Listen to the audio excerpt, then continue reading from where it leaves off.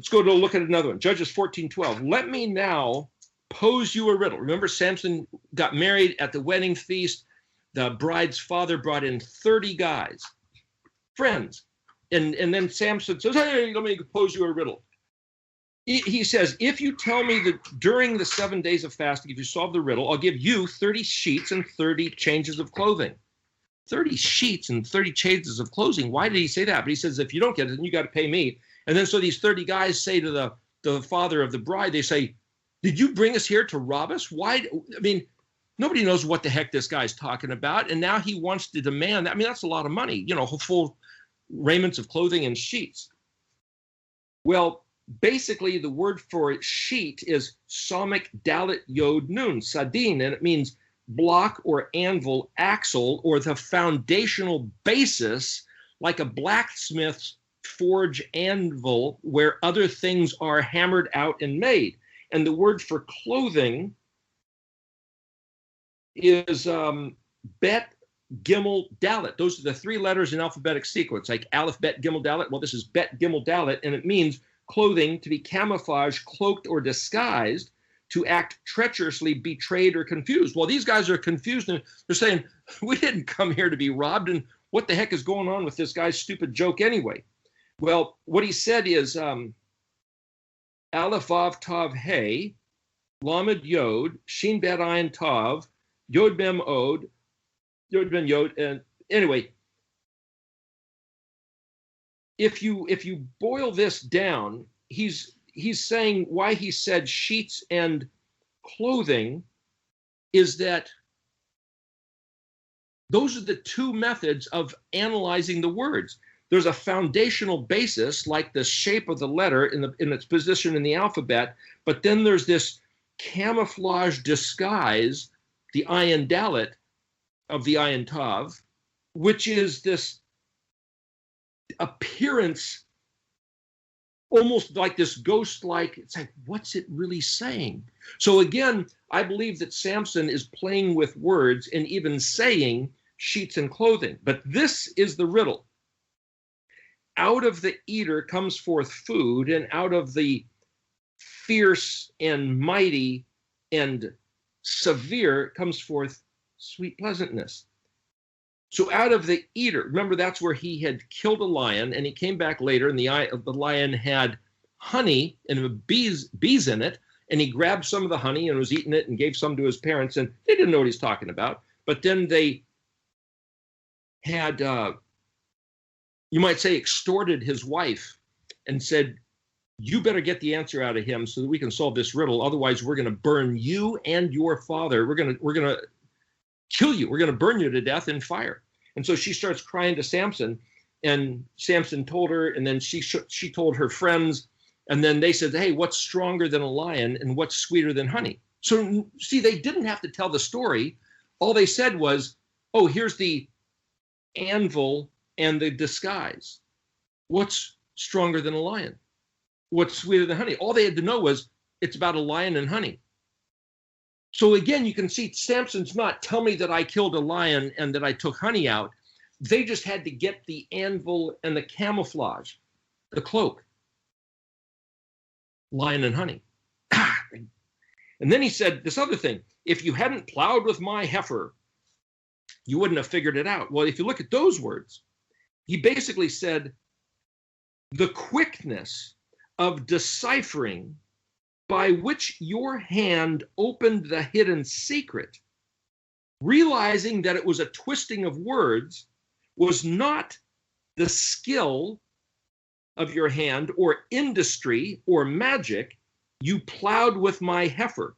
Another way to read that same sentence, you cut through the thicket with my chainsaw, or you turned my straight one into a conduit, a pipeline, an open vessel by which to pour out.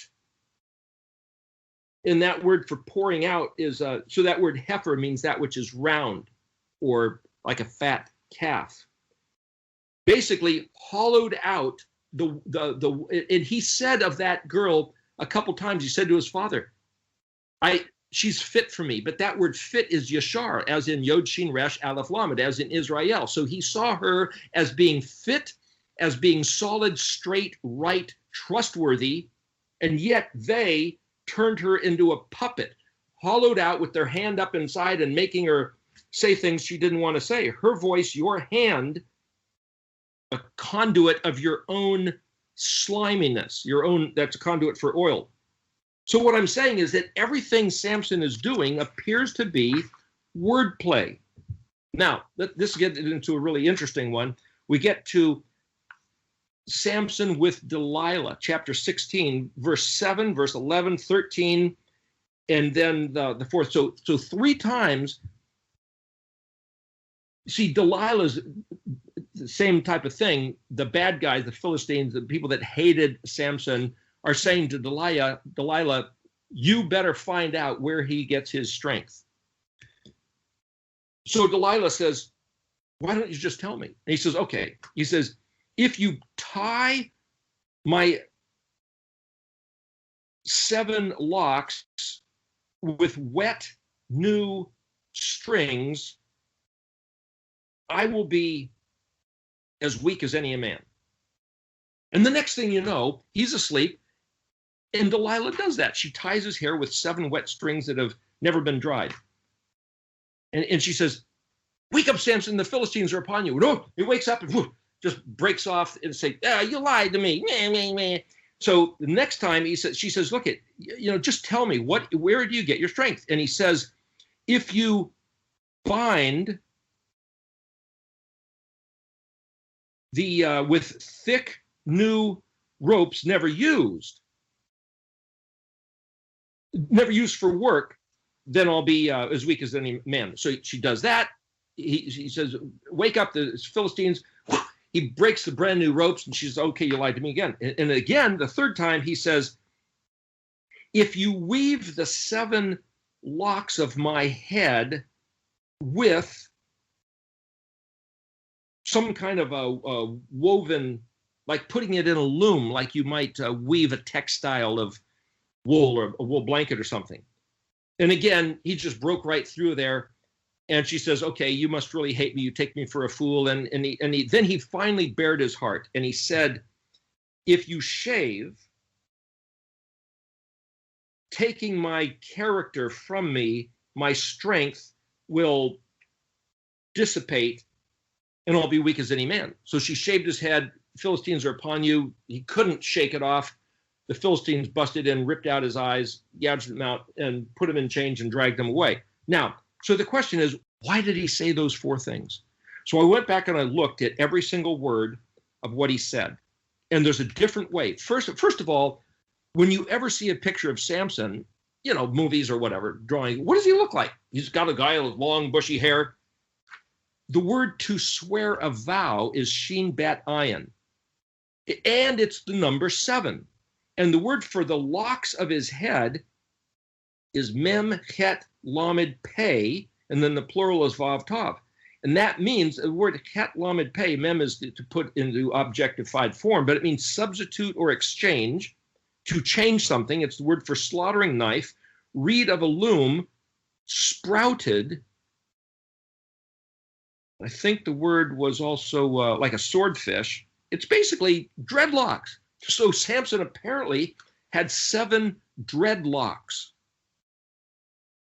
Well, that's different than what we'd have normally pictured. But here, if you go back and you look at what this first sentence that he said, saying, if the vow is loosed, legal permission to untie, canceling the law, fresh, not dry, the vow is superfluous, unnecessary. Wait a second, I've heard that my whole life. The covenant with Israel was done away with, nailed to the cross. Gone. God changed the rules. Samson is saying,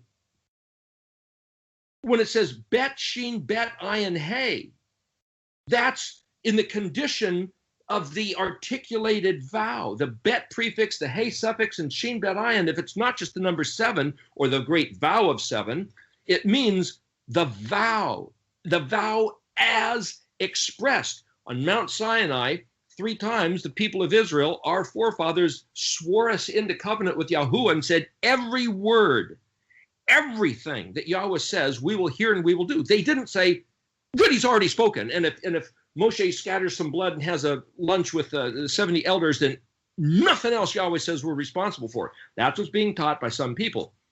The point is, they said, everything Yahuwah says, wow, that's everything. We will hear and we will do. And then Deuteronomy 13, if somebody else comes up and says, hey, it's been changed, we're free, we're out from under the law. That's what this says. He's basically saying, if I were to believe that the binding obligation of the sevenfold vow is absolutely been canceled, if somebody can trick me or convince me that I don't have to regard the vow of our forefathers, the covenant between Yahuwah and Israel, I'd be weak as any man. But he said it cryptically, in other words, and so when she tied his hair with 7 wet vines, and that word wet is the same as the word jawbone, lamed chet yod mem, he just broke it off because it wasn't about the 7 wet twines. But what he said was exactly the truth if he was a wordsmith. The second thing means to make rules, forbidden, confused, entangled, obligated promises, totally new, novel prohibitions. So he's basically saying, if someone were to interpret the covenant as being a list of rules and prohibitions by which we were bound and forbidden to do this, that, and the other thing, I'd be weak as any man. Now, I was never schooled in Judaism, but I keep hearing from the Christian side that the Jews make up all these other rules, halakha, takanot, and all these things from the Talmud that they have to do, they must do because they're trying to honor Elohim. Well, the Christians, in order to Elohim, are saying we don't have to keep any of the rules. So this basically covers what has been perceived as 2,000 years of Christianity and Judaism. One says, woohoo, we don't need no stinking Torah. We don't have to do anything he said. And the other guy said, not only do we have to do what he said, but we're going to build fences around it to keep us away from it. And we better do a lot more than what he said because that's really what he said. And Samson's saying, if I go for either of those, I'll be weak as any man. The third thing, weave the vow with mixture, undistinguishable, exchanged for value. Like Christmas, Easter, Halloween, and Sunday. Blend it with every pagan thing and say we're sanctifying, we're making sacred and holy. I mean, the Catholics basically went around the world, conquered peoples, and took their customs and their architecture and their statues, sanctifying them, making them blessed and holy, and saying this is now Christianity. In fact, the statue of St. Peter in Rome, who's had his big toe kissed so many times over the centuries, the human lips in Slava has worn away the toe, was actually a statue of Zeus, from what I understand. So instead of saying, Yahweh said, have no carved images of other nations' deities, we're going to call that St. Peter and have everybody kiss his toe. That's the third thing Samson said. And he said, if I do that, I'll be weak as any man. The fourth thing Samson said, to reverse, this is the word to shave, to reverse the original character or nature. And if I let dissipate my life vigor and I break my vow, I'll be weak as any man. If I let dissipate my life vigor, you go back to the words Joshua and Caleb, the 12 spies are the only 2 that trusted Yahuwah. The word Caleb literally means all heart. Kaf lamed bet. Kaf lamed means all, or every, or each. And the word lamed bet is heart, or lamed bet is lavav, which is deep heart, like chet bet, deep in your bosom. All heart. If we trust in Yahuwah's salvation, that's Yahusha, that's the word Joshua, with all our heart, that's where we get our life vigor. And the 7 dreadlocks of Shimshon's or Samson's head represented his confidence in the 7-fold vow, the Brit between Yahuwah and Israel. And when Delilah shaved that off. It somehow broke the vow. Somehow there was a different essence, but Samson did not get his strength from his hair. That's the point. He's getting the strength, his life vigor, from trusting the covenant that Yahuwah made with Israel, that Yahweh would be our champion, our defender, our high tower, our healer, our provider, and everything else that every one of these letters means. Now, to get into another level of the significance of these matters, let's go to Judges 13:1. So the story of Samson begins right here, chapter 13. And it says simply in English,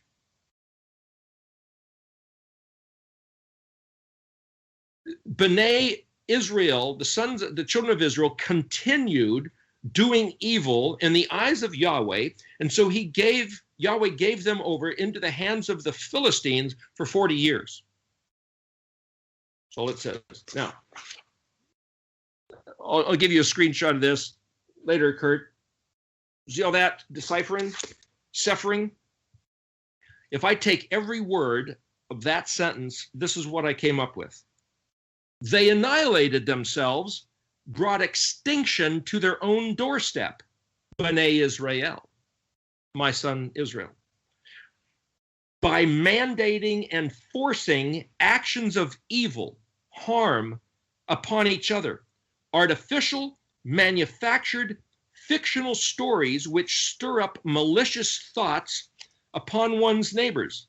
Compulsory practices, forced constraints. Wait a minute, that sounds exactly like COVID mass closures, social distancing, vaccinations, and quarantines. It's the exact description. Intended to bring about problems for the fun, the sport of inciting terror, blatantly, unabashedly. They just won't stop. And they do it proudly as an adornment, rolling in it as a beauty treatment, scientifically changing genetics, burrow an entrance into DNA coding, inflict damage, and cause distortion. What the heck? That's exactly what our leaders are doing to us presently, 2021 here. In other words, whether or not Trump is good and Biden's bad, or Biden's good and Trump is bad, and whether or not QAnon is right, or whether or not anything is going on, people were saying, oh, the election was stolen. There's proof, there's evidence. Why? They blew up the thing, the building that had their all the records, all the computer records of the false election is what they hit with some kind of missile, supposedly as a truck outside, and they blew up that building. Oh boy, there's all this evidence and proof. Never mind, doesn't matter. Just goes away. And what? These guys can get away.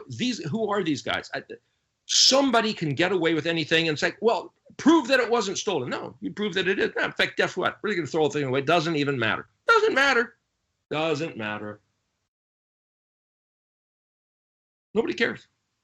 And whoever does care gets eliminated or shut up. That's what this is talking about. So this is describing Judges 13:1, kind of right where America and maybe the whole world is right now. So then it goes on to say, so Yahweh will give them to eat as they have stored up for themselves. B'nai Israel, which could be read as, my son, he will make straight, level, smooth, right. That's the word yashar, yasharel, as in Samson saying to this girl, she's fit for me, she's right and straight. And they hollowed her out and stuck their hand and made her talk, their oown words. That's what Israel's been doing all these 2,000, 3,000 years. Israel's has been a puppet of the Elohim Achim instead of the mouth of Yahuwah. But the word B'nai Israel literally means Yahweh is saying he just chosen and placed B'nai Israel, his people, to be his mouthpiece, doing straight, right, mishpat, and zadikah, righteousness, and through them exercising or bringing manifest victory, deliverance, and salvation, which is also the word zadikah. Guided, directed, worthy, fit, right, as taught. That's the word Israel. By bringing about the accomplishment. So Yahweh's going to use Israel, B'nai Israel, to force the yield suitable and fitting as aimed for. Well, then we have to aim for what Yahweh said and be the suitable, fitting vehicle by which Yahuwah can enter, you might say, enter this world and make manifest the plans that he has orchestrated, which is how you read the 22 letters of the Hebrew alphabet. At the occasion, actually the word ayin shin vav tav, the word lamed ayin shin vav tav, root of it is ayin shin shin, which means chewed up, weak, dim, dark, carious, which is where we get the word carrion, which is to say damage done by teeth, chewed bones, wasted away. So even though, because of our actions for 3,000 years since the days of David and Solomon, 2,000 since the days of Yeshua, these last 2,000 years of saying God changed the rules. Everything's chewed up and dead, valley of dry bones, our hope disappointed, like the 10 spies saying we don't have a chance, we don't have a hope, we don't have nothing, to take the attitude of Yeshua and Caleb to say, yeah, Yahweh said he'd be our champion. Yahweh said he'd turn this thing around. Yahweh has prepared us to come to this place now to make these words known so that we can stand with that heart at the occasion of actually doing the purposes clearly made evident, sparkling, not mysterious. The wellspring of Yahuwah, perpetual, incessantly flowing, not done away with, not changed, without a doubt. He established as permanent, unequivocal, which is to say unequivocal, no equal vocal, no contradiction, no other voice like the voice he gave Israel. Yahweh has given to them, Bnei Israel, the terms and stipulations of recovery, the only tonic. And I'm reading word for word, letter for letter, exactly what's in here. The word tonic comes from Vav Yod Tav Nun.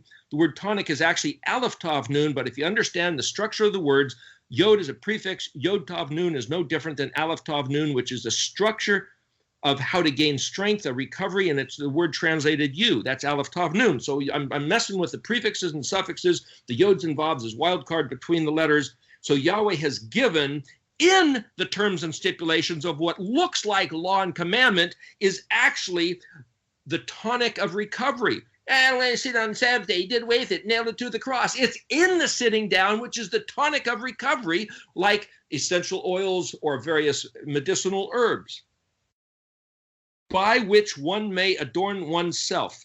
Then there's the word for psychological conditioning or frame of mind. It's the psychological frame of mind of Yahuwah himself is the mind which is in these 22 letters, which you will get if you take on the Moedim as a cultural of the kingdom here on the face of the earth like the kingdom of heaven. And so Yeshua walked out the ways of Yahuwah. He only did what he saw his father doing. He only says what he heard his father saying. And if we walk following Yeshua, walk in his footsteps, walk in his ways, which is keeping the Moedim and not working on Shabbat. That's what he said, because it is the protocol of recovery.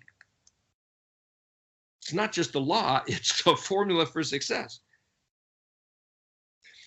The material by which Yahweh founded the theme, open my language.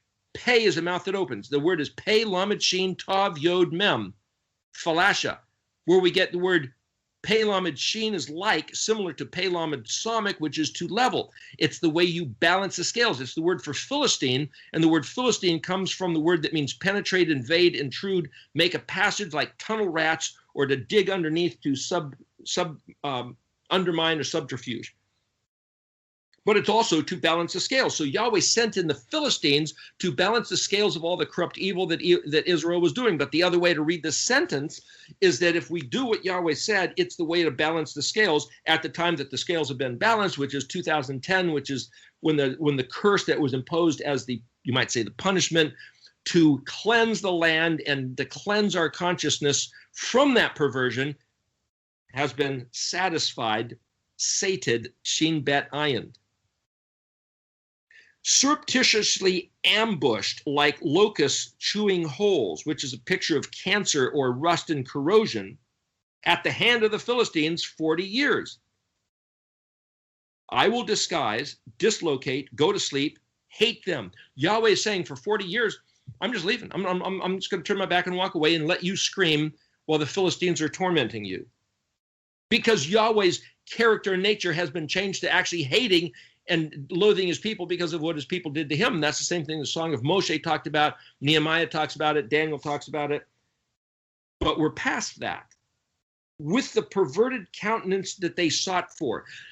If you look back, especially all during the times of the 70s, 80s, 90s, 2000s, how many butcher movies and how many movies of just, the Walking Dead, zombie, everything. We in America and Hollywood, we seem to love fear and terror and eating away our inner vitality, our inner life. TV shows filled with as much degradation as possible. It's like we revel in horror. And this is basically saying, you want horror? Okay, you got it. You're bringing it upon yourself. You got the horror. So whether it's nature, whether it's weather, whether it's bringing in enemies, whether it's war, it's like, you want it? Okay, you got it. Yahweh gave us an alternative. The fact that we, our leaders, our people, our culture for all these years just love violence and horror and terror. It's like, okay, that's what you're going to get. You brought it to yourselves. That's what he's basically saying. So he will change or teach or put on exhibition or make perceptible the reality, that's Yod Shin, I'm reading what the word Israel means, the reality of what is straight. That's Israel's job. Okay, one other thing to bring about here is Judges 13:2. We're going to look at the names again real quick. It says, a certain man of Zorah, or Zoro, the family of the Danites, his name was Menach. Let's just look at those names. A certain man, Mem Zadi Resh Ayin Hey. Well, Zadi Resh Ayin means leprosy. But Zadi Resh Ayin Hey is the word for wasp or hornet. Mem Zadi Resh, that's the word Mem Zadi Resh, as in Mitzar, as in Natsar, and it means a boundary or a neighbor, or like to watch for. And Resh Ayin is the word for evil or harm or companion. So here, a certain man of, one who's supposed to be Argus, watching. This guy's supposed to be watching for evil coming in like a wasp or a hornet. Family of Dan. Well, the word Dan, Hadan, literally means contentions or strife. Those guys are always bickering. No, it's a matter of debating reality. It's like the judge saying, did that ball go in the line? Was it fair or foul? It's somebody has. So even in football, they have instant replay, and the referees can get there and decide, is this or that? So here, the watchman who's supposed to be watching and contending for what's really happening, his name was Mem Nun Vav Het. Well, that is the word that means deceased. Or it's like the watchmen are dead. The word Mem Nun Het also means, though, to coin words, assign position, lay down a beat in music. Boom, boom. Lay down the drum track first. Boom, boom. Establish a certain rhythm. Or, a salsa. Dun, dun, dun, dun, dun, dun, dun, dun, dun. Lay down the rhythm first. That's what the word of Samson's father was. It's a landing craft or a runway or a master of ceremonies or one who just puts this in. This is the way we're going to lay out the event. And when it says that no razor will come upon his head, the word for razor is mem vav resh hey. Memora. It's like, well, that's where you get the word Torah. It's where you get the word razor or teaching or even archer, one who shoots arrows. And it's like, don't fill Samson's head with a bunch of teachings from different people. It's the same as the word for razor. And it says he will be a Nazir of Elohim from the womb. Well, the word Nazir, Nun Zayin Yod Resh. Remember, Nun Zadi is sometimes pronounced as a Z, just like Zion, which is a Z. Two different words, two different meanings. The word Nazir, where we get the word Nazarite or Nazarene, is abstinence, seclusion, monk or nun, unpruned vine. He'll be an unpruned vine. He wasn't supposed to eat anything of the grape, whether it's wine or vinegar, devoted, diadem, crown, or singled out. So with his 7 dreadlocks, there's Samson. I mean, there's something about that if we, kind of like wearing tzitzit, there's a guy who believes that stuff, singled out, peculiar, special, different than the norm, not upon his head, but the word upon means to make a yod ayin lamed hey, also means to make efficient, effective, profit or benefit. So he's not profiting or benefiting. He's not charging. Well, we're putting all this stuff out for free. We're basically doing the same thing. The lad from the womb. Well, the one word for womb is resh chet mem, rahem, but this is the word hey bet tet noon, button, like belly button, and it means that which swells up. It's also the word for womb. And the lad, yod lamed dalet, like the word child, ILD, or lad or laddie, lady, the Scottish phrase, but this is hey noon ayin resh, and it means to bray, roar, be stirred, encouraged himself, to shake himself free, which is what Samson did when they tried to bind him. It's also the word that means a water wheel with bucket, or to pour out and bring forth. But bet tet noon, noon, remember, is the suffix. So bet tet as a word means to swell, but it also means to speak, utter, articulate, pronounce, express, phrase, or idiom. So here the angel said regarding Samson that he will be stirred to roar, encourage himself, shake himself free because of his swelling up, speaking and articulating, pronouncing the words. So here in this sentence is a message to us, I believe, saying, learn the language and you can shake yourself free, that the Philistines are upon you. Break them off, just like Samson broke off the ropes. It goes on to say, if you put these words together, mem zadi resh ayin hey, hey dalet nun yod, and mem nun vav chet, the name is of a certain man of, the family of, and whose name was, which is his father. This is what it means. There's legal disagreement with the neighbors. We need specifications, exact placement. We need a nonpartisan authority, a benchmark. That's the meaning of the letters. Untainted by politics, religion, culture, history, no personal agenda, without heritage or investment, nothing to gain or lose. Nobody's trying to make any money here. This is not about, do this and what. Hey, what are the meaning of the letters?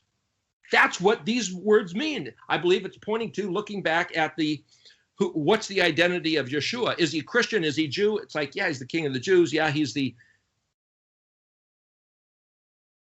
word made flesh. What word? These letters. It's nonpartisan. It's not about money. It's not about anything but what did Yahweh say? Concrete utterance. A womb that cannot be aborted. This is the word bet tet noon. A basket of abundance, a pure aquifer by which we are encouraged to shake ourselves free. That's learning these words and letters. The word hey bet tet, remember this is the word from the womb, hey bet tet noon. Hey bet tet means aspect to be looked at, which is the exact word to raise up the serpent on the stick. And Yeshua said, if I be raised up the way that Moshe lifted up the serpent on the stick, or the serpentine coppery shape on the structural apparatus, the noon on the samach, then I will draw all men unto me. That's the exact same word, hey bet yod tet, which is the same exact meaning of the orthography of the letters. If we maximize, if we highlight, if we talk about, if we point to just the shape of these Paleo-Hebrew letters, there's a way to shake ourselves free and regain Yahuwah's favor. The word hey bet yod tet tet, to duplicate the letter tet, means habitat, where it dwells as a natural location, which is to say indigenous.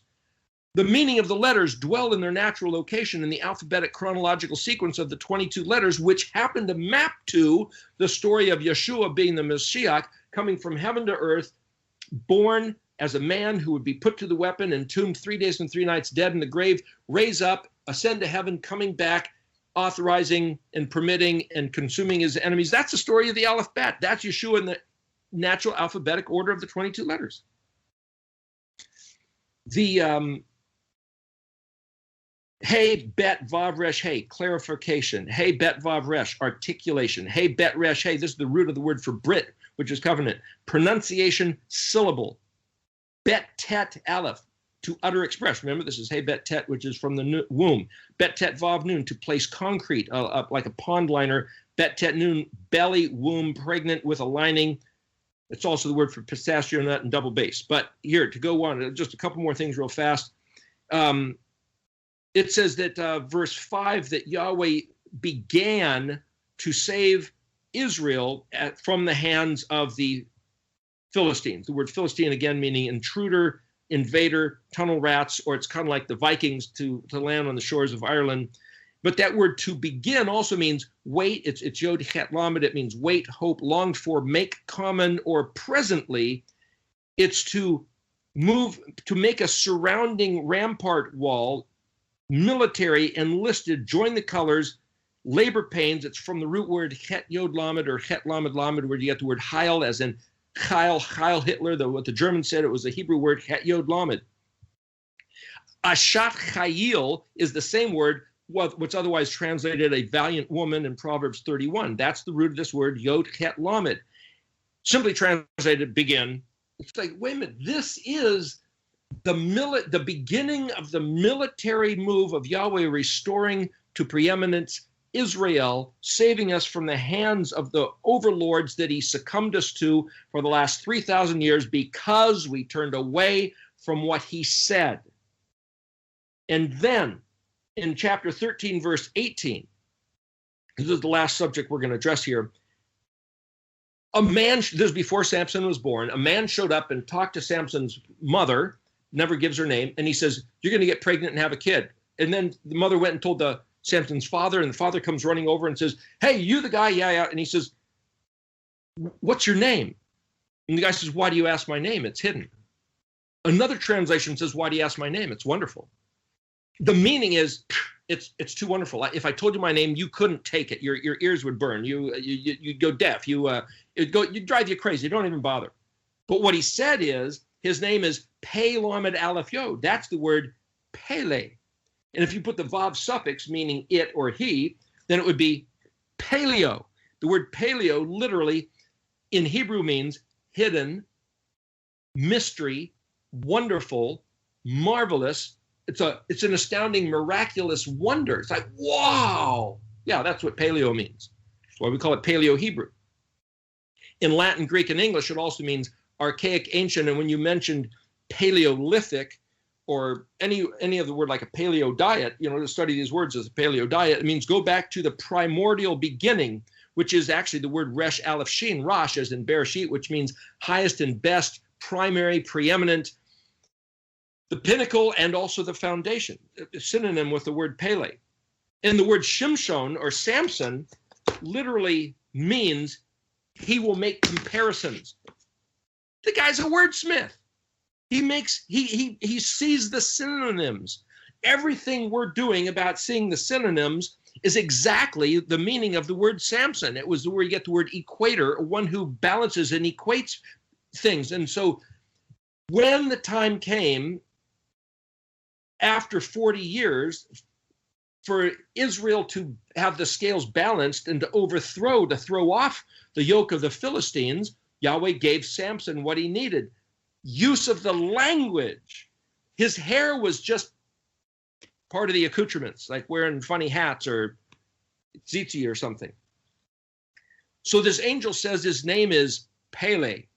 And then the father takes an offering, and the word for to make an offering is mem nun vav het, but it's also the name of his father, but it also means to give names to things. And the father says, what's your name? I want to honor you when the son is born, because he was going to name the son the same thing. He was going to name Samson Paleo, but instead of Paleo, he named him Mashon. So if you say it's Shimshon, Shin Mem Shin Vav Nun, well, Shin Mem Shin is the word for son, meaning S-U-N, which is actually also means nimble servant or to make use of. This guy's industrious, diligent, gets up, goes to the job, makes it happen.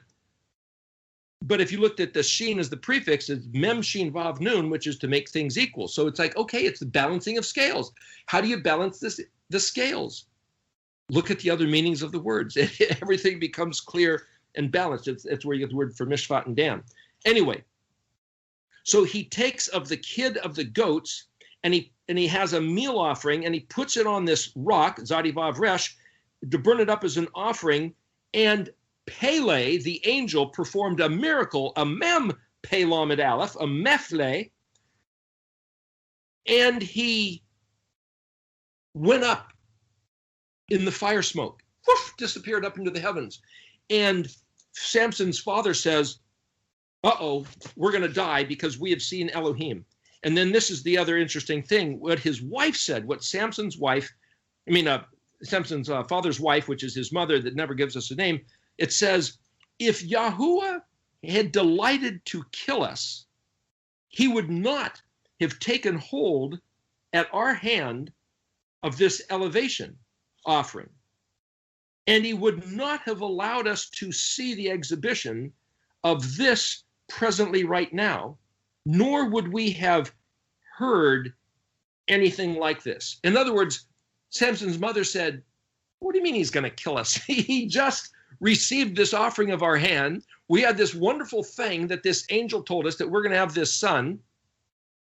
He just disclosed all this stuff. So the word for exhibition, Resh Aleph Nun Vav, means visual, allowed to perceive. And then the word hearing is Shin Mem Yod Ayin, which is audible.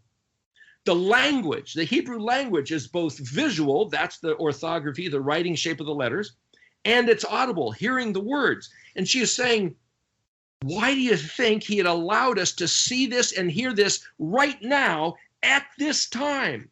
It's not because he wants to kill us. He wants to save us and bring about the manifest of everything he's been hoping for all these years. And then this last verse, 13:25, again, that word, and to begin, Tav Chet Lamed, initiate, it's a military primer. The Ruach of Yahweh, Lamed Pei Ayin Mem, that's where we get the word Pam, or palm, like as in pomegranate, which is to establish the beat. Boom, boom.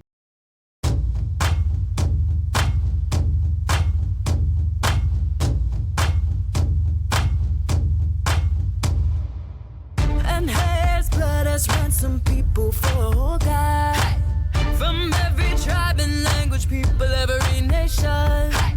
Where warriors have fallen, there's a resurrection coming. It's your time to rise and shine. Wake up, you sleeping giant. The wounds of injustice are being healed by the peace.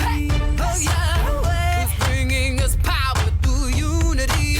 Where warriors have fallen, there's a resurrection coming. Dry bones come alive. Yeah, wake up, you sleeping giant. Your heartbeat, I feel it. Yeah, I feel your heartbeat. I feel it. Yeah, I feel your heartbeat. I feel it. Yeah, I feel your heartbeat. I feel it. I feel it. Yeah, I feel it. Yeshua, bring us together. Bring us together. We cry. Yeshua, bring us together. Bring us together. Together we cry. Yeshua, bring us together. Bring us together. We cry out your heartbeat, oh, give us your heartbeat. Boom, a drum beat, a rhythm. It's to hit with a hammer or a gong or set the pace, to disturb, to agitate, impel. Mem, or Bet Mem Chet Nun Hey, the camp of Dan, between Zadi Resh Ayin Hey. Again, there's that word for wasp or hornet or a nasty bug with a thorn or a stinger. That's the Zadi picture. It's the word for leprosy. And between Aleph Shin Tav Aleph Lamed. Well, that's the word for godly wife. And this is back at the beginning of Samson. It's like, what? Samson was supposed to see the difference between a wasp with a stinger and a godly wife. Why did he keep choosing the wasp with the stinger? Why did he keep choosing the woman of the Philistines? He was one time with a prostitute, one time with that girl who allowed herself to be a puppet of, the other guys making her lie. And then they ended up burning her and her father in fire anyway. And the other time was Delilah.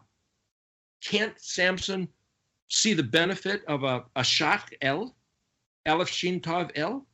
But this is where it says, one other point to make up, it says, The reason why Samson looked for Yashar, this girl from I think it was Timnah, he said she is fit for me. It says they didn't realize at the time, but Yahuwah was looking for an excuse or an occasion against the Philistines. In other words, Yahweh, as we said before, his throne is established on mishpat, balanced scales of justice. Yahweh can't say, hey, I don't like the Philistines. I think they're a bunch of jerks, so I'm just going to cause them trouble. He can't do that. He won't do that because he is an Elohim of justice. And what he has to do then is say, I got to look for an occasion. So he allows Samson to do something so that it'll agitate the Philistines. So the Philistines do something to bring the vengeance on their own head through Samson. That's the way it works. You got to get past me here. Go ahead. Okay. So why don't you guys turn back on your microphones? It's back to you, Kurt and Mark. I'm telling you, this it really opens my eyes. I'll have to go over it again to see what all of it. But, you know, unless you look at the words in the Hebrew, and you can see manoach, mincha, all those words coming in together, and it's the same spelling. So there's so much that can be drawn out of it, and that's what you're doing, that things that I'd never seen before, and it really opens my eyes to so many more things. So I thank you very much for that teaching. It's great. And it'll just make me want to dig even deeper. It's the proof that we're on the right track of shaking off the overlords and restoring Yahuwah's favor. If we Shema, Shomer, and Asha, if we hear, if we guard what he said, do what he said. It's like there's the solution. That is the tonic of recovery. It's been there all along. Our enemies lied to us by saying it was done away with. And it's like, okay, but Yahweh allowed it in order to balance the scales. Remember, he said to Yehuda, you're going to be, because of 490 years that you didn't keep the Shemitah, I'm kicking you out for 70 so the land will rest. Then you can come back. Okay. It's not like, I hate you guys, you're gone forever. No, it's like fulfill the term of balancing the scales and then you can bring it back. This is the recovery of how we get back on the ice, in the game with his favor as his champions doing what he always wanted Bnei Israel to do. Okay, so David is the last guy on record, a little bit of Hezekiah, but Joshua and Caleb, Moshe, Joseph, Abraham, there's a short handful of guys and eras of time in the past that they've ever done this stuff, but it's all in the language, and here we are suggesting, hey, let's be that current generation that does it. That's the Natsar.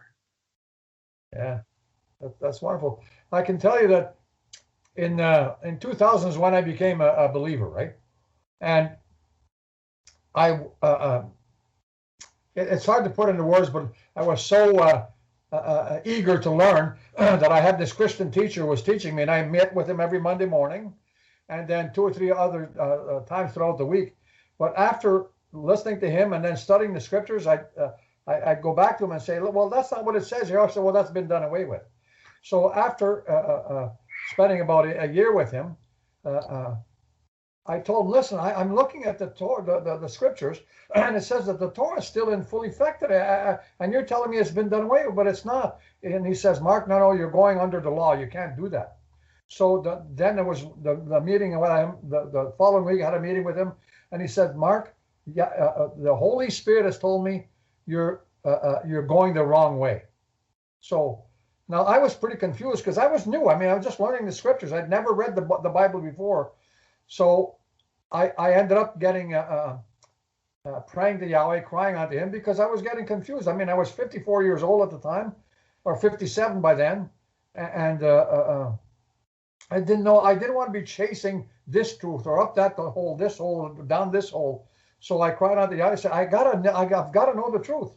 So somehow I was led to read Isaiah 30, and it says part of that scripture says, and therefore will Yahweh wait that he may be gracious unto you, and therefore will he be exalted that he may have mercy on you. For Yahweh is an Elohim of judgment. Blessed are all they that wait on him. For the people shall dwell in Zion and Jerusalem, and they shall weep no more. And he will be very gracious unto thee with the voice of your cry. When he shall hear it, he shall answer you. So I was looking for answers, and that's what happened. And even though Yahweh gives you the bread of adversity and the water of affliction, and believe me, I was going through hell in those times, financially and spiritually, You shall see your teachers.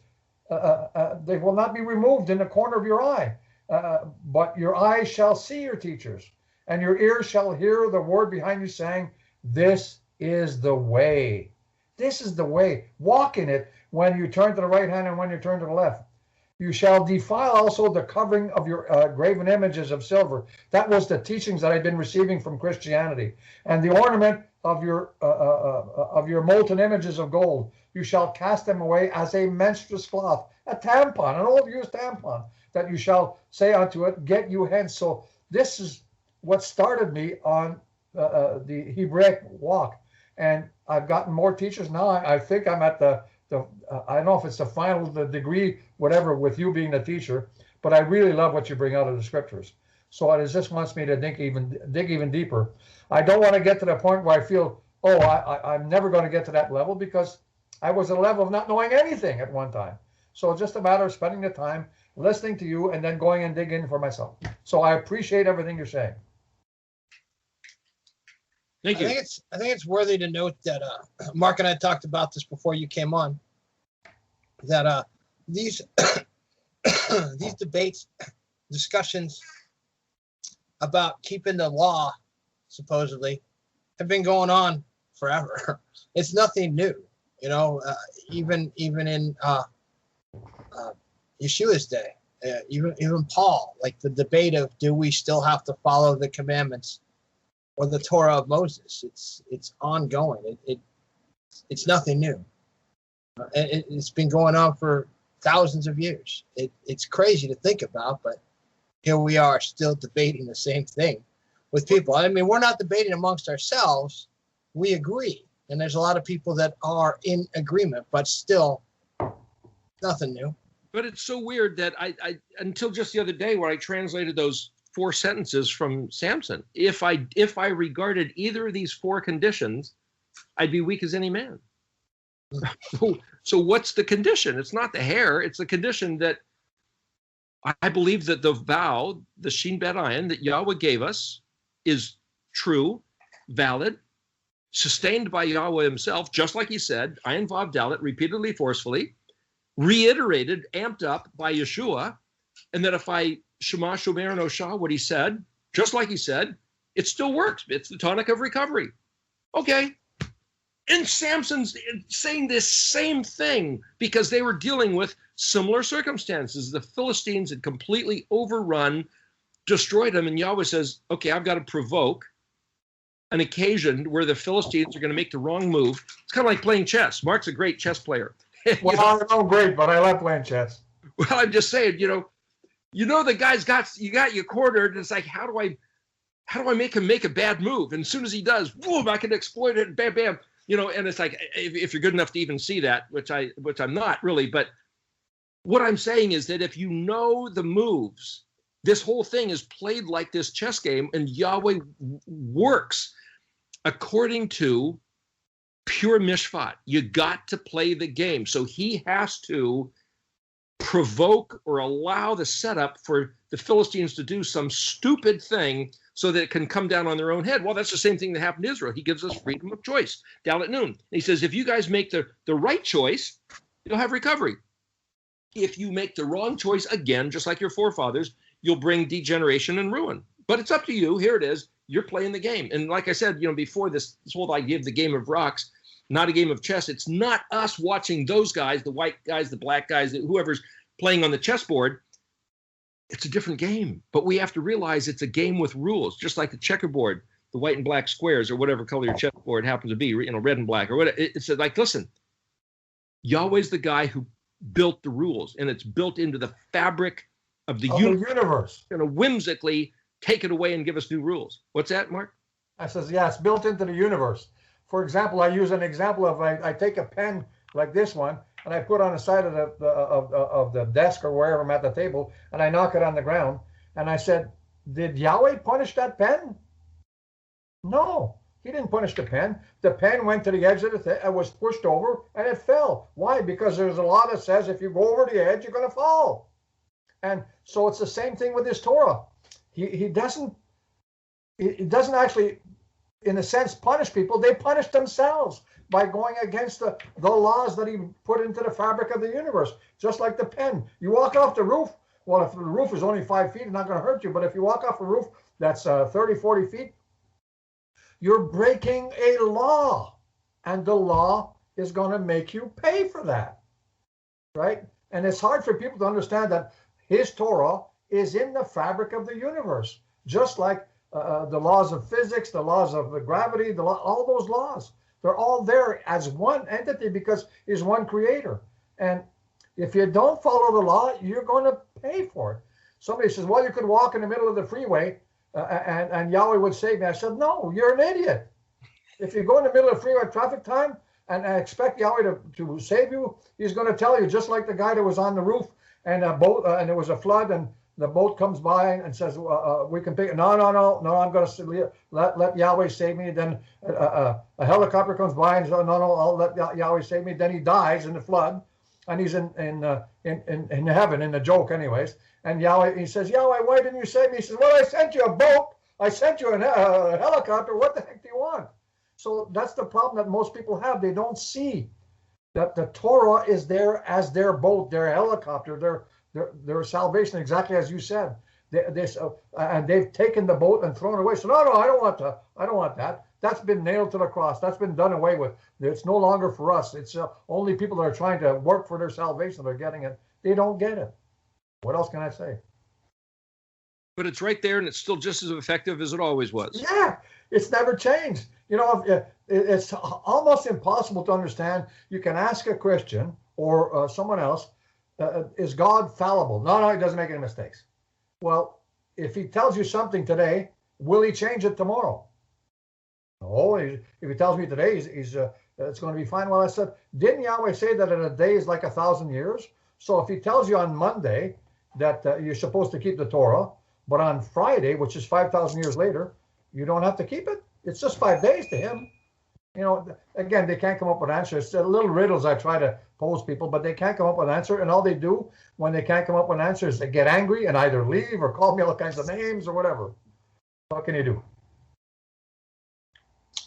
You know, it's like we were talking about last week, Eric, about the curse and what's the being over, and just the real miracle is that, you know, I guess if you think in that perspective, it's only been a few days to him. The fact that he remembered, you know, he remembered. And I keep thinking, like, why do you remember me? Why do you wake me up? I'm probably the least likely person that should have been woken up. But then the more I talk to other people who come out of the church and gone in a Torah observation, same thing. We all feel the same thing. And then it occurred to me the other day, the call went out to everybody. Like, it went out to everybody, and not everybody heard it. You know, and they you know, there's the parable of the sower of the seeds. You know, some people just are going to get it for a little bit, and then they're going to run back to whatever they were. They're just not going to get it. But, you know, the call went out to everybody. Worldwide. And it's going out all the time. It's like your radio, right? Or even the TV. They have all kinds of channels. And if you tune to the right channel, you get the program that you want. But the program is always there. Whether it's a radio program or whatever, it's always there. It's just a matter of you tuning into the right station. So, Mark, yeah, he has a picture of a guy behind him, a silhouette of a guy with a shofar. Do you happen to have a shofar handy? Do you have one that you can blow? Yeah, hang on. I'll go in the other room and get it. Just for what it's worth, I have a shofar app on my phone. Shofar app. Mm-hmm. I can blow a shofar right on my phone. That's weird. It's a shofar app, in case you wanted to get an app. Here, Vargas, the watcher. Here. That's quite the sword.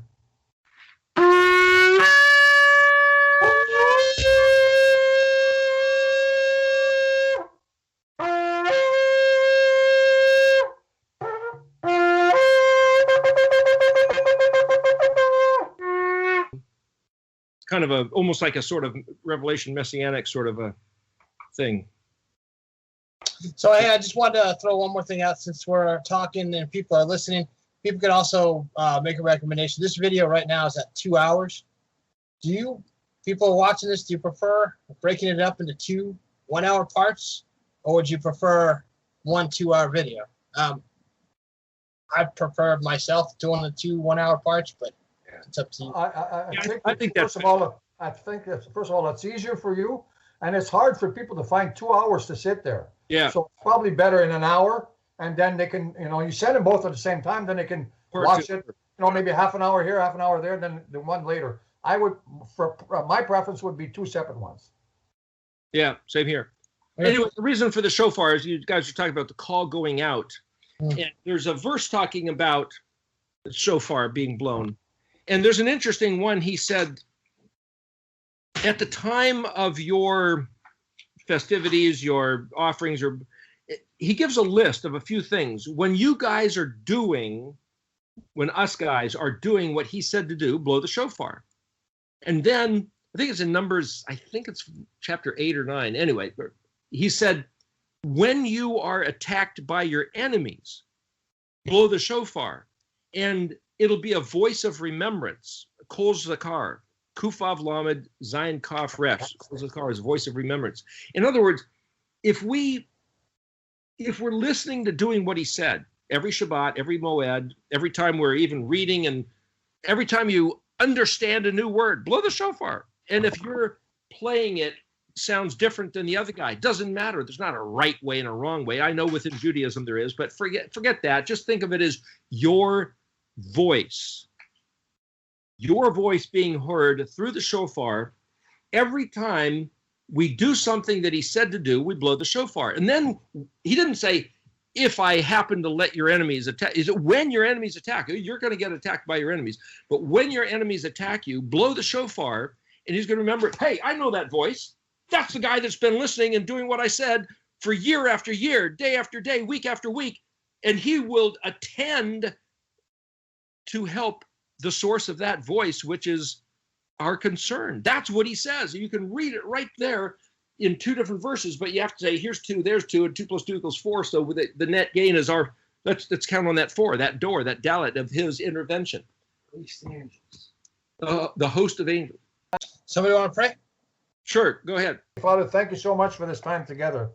We appreciate everything that you do for us, Father, because we know that where 2 or 3 of us are gathered together, you're here with us, especially when we're speaking your words, Father, and trying to hopefully teach other people to do the same. So we thank you for your presence, and we ask that you bless this time that we have together, and put it on other people's hearts to join this group or this teaching, and turn on the internet and put the like symbol or whatever it is that they need to do, so that this goes out to a lot more people. So we, through your infinite grace and mercy, Father, we ask that you do that, and that this wonderful message is sent out to way more people than this just 200, that it would multiply every week, Father, until many, many people are watching it. This is in your hands. All we can do is be watchmen on the wall, as we're trying to be now, and do what you've commanded us to do, and that is to be those watchmen and tell people about your truth. So we put it back into your hands, Father, that you would magnify this and multiply so that many more people could hear it. In your precious holy name we pray. Amen. Thank you. Abiyahweh, restore your people to be your people, to be with you. I am. And not contrary to you and your words, and deliver us from the hands of the Pelamed Shin, the invading tunnel rats that have taken over the world with the Roman, British, American, whatever it might be, the commies, the Nazis, the whoever's. They're not your people. Whoever's not your people, deliver us and restore us your favor. Thank you. Hashem Yeshua. Amen. Amen. Thank you. Just for the record and for what it's worth, Samson's, since I was a little kid, is one of my favorites. Yeah? It's just because I always enjoyed working out and just, playing sports and football. And I just pictured him this strong guy until you and I had this conversation where his appearance, it was a mystery why he was so strong. Yeah. So his appearance, he wasn't an Arnold Schwarzenegger looking guy. Yeah. Yeah. Like me or you. He didn't look like Conan the Barbarian, Arnold Schwarzenegger, fully Mr. Universe built. He didn't look like that. It's like, what makes this guy so strong? Yeah. I agree. But like you, Kurt, at one time I used to go to the gym and really love what it did. Now, it was because I'd spend maybe 2 or 3 hours in there in the pool, then doing the weights, and then in the sauna and doing weights. And after I came out of there, I was hurting all over, but it was a good hurt. It felt really good.